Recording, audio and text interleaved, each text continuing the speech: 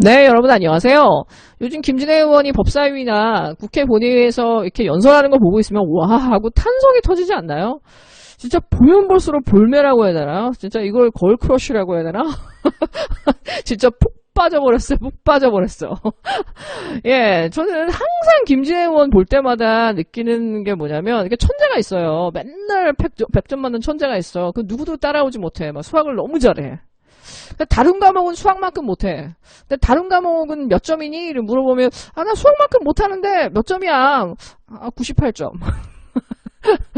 그런 거 있죠. 수학만큼은 못하지만 그 어떤 과목도 보통보다 훨씬 잘하는 거. 그리고 그걸 조금만 공부하면은 웬만한 사람보다 훨씬 잘하게 되는 좀 수재급이라고 해야 되나요? 저는 김진애 의원이 딱 전형적인 그런 수재 같아요. 보고 있으면. 진짜 이 열린민주당은 당은 작지만은 그 한 사람이 가지고 있는 이 한돈의 금이 진짜 백냥의 은보다 귀하다라는 거. 한 의원이 가지고 있는 이 질량과 이 밀도가 어느 정도인지를 정말 제대로 보여주고 있는 사람들인 것 같아요. 찐을 보여준다고 해야 하나?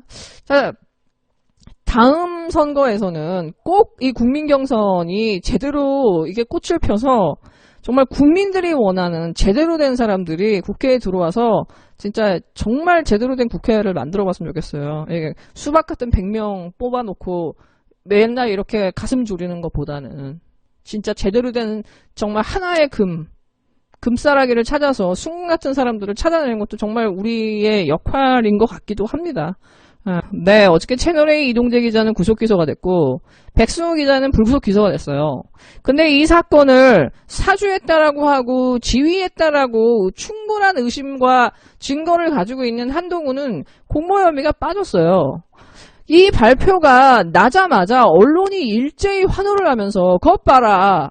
공범 적시도 못해놓고서 이렇게 과잉 수사를 했다면서 이 서울중앙지검을 진짜 일제히 비난하면서 이제 한동훈 찬양에 나섰어요. 거의 형광등 100개를 킨 아우라 수준이야. 요즘 한동훈 찬양하는 걸 보면. 근데 거기다가 한동훈은 못 낀 놈이 성낸다고 큰 소리로 원래 나는 애초에 공모가 없었어. 이건 검언유착이라고 하지 마. 권언유착이야. 제보자 X하고 MBC를 수사해. 그러면서 자기가 마치 피해자있냐 무죄있냐 이걸 가지고 이거 잘난 척을 하는 거예요. 언론 플레이 진짜 징하게 잘하죠 이 사람. 예, 진짜 저는 어저께 한동훈을 보면서 느꼈어요. 진짜 이 사람 무지하게 야비하긴 한데 잔대가리는 진짜 한 160은 되겠다. 예, 진짜 잔대가리는 진짜 타고난 것 같아요. 근데 서울중앙지검이 보다 못해서 얼마나 깐죽거렸으면 한동훈은 사실은 수사 한 번도 받은 적이 없거든. 1차 피의자 조사도 한 번도 못했고 종료하지도 못했고 한 달 반 동안 핸드폰 비밀번호 안 풀어가지고 수사도 못했기 때문에 어쨌든 간에 끝까지 노력해서 한동훈을 기소할 때까지 수사하겠다고 심지어 채널A 상급자들도 수사하겠다라고 했죠. 예. 기가 막히니까. 근데 진짜 요즘에 이 언론들이 한동훈 띄워주는 거 보면요. 진짜 심상치가 않아요. 진짜 며칠 전에 토 나올 뻔한 기사가 있었는데 국민일보 기사인데 다시 태어나면 훈이검사 엄마로 한동훈 팬카페 오픈. 예, 50명이 저기 팬카페를 오픈했다라는 거야. 이거 너무 자작극 티나지 않냐? 얘네들은 너무 웃겨. 자기들이 발표하고 자기들이 고소하고 고발하고 자기들이 막 띄우고 또 팬카페 오픈하고 근데 저는 진짜 이 한동훈을 이렇게 띄워주고 사랑하고 사랑에 빠진 언론들한테 묻고 싶어. 기자협회도 마찬가지예요.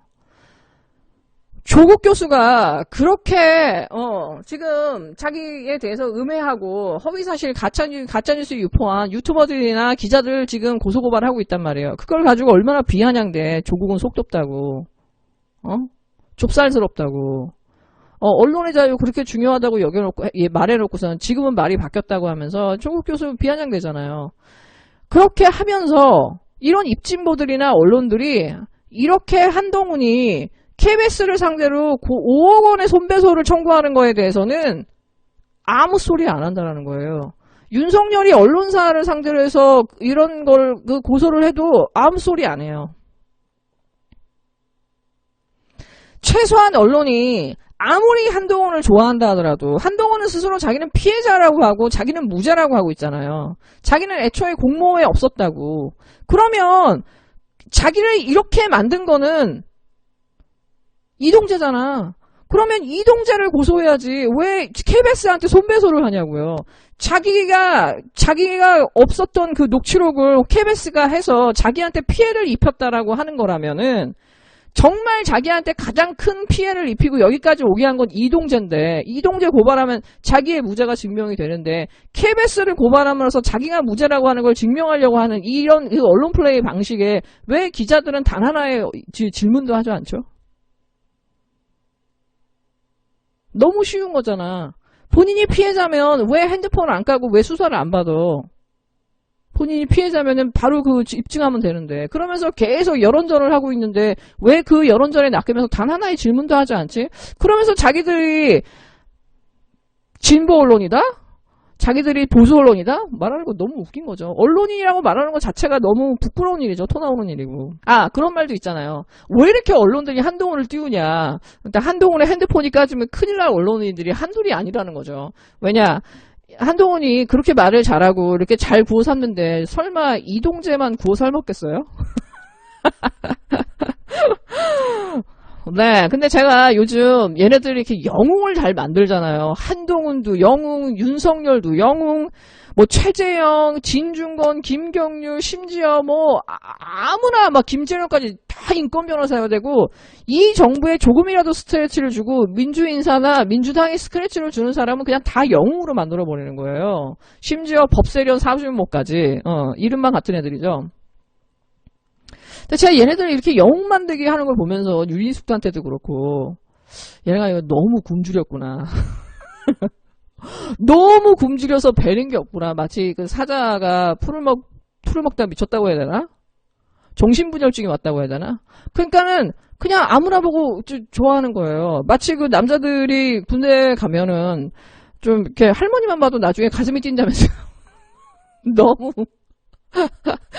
비유가 되게 이상하긴 한데 그러니까 얘네들을 보고 있으면은 그냥 닥치고 그냥 무조건 영웅 만들기를 하고 있는 거야. 그러니까 제가 죄를 졌던 제가 무슨 말을 하든 말이 되지 않던 상관이 없어.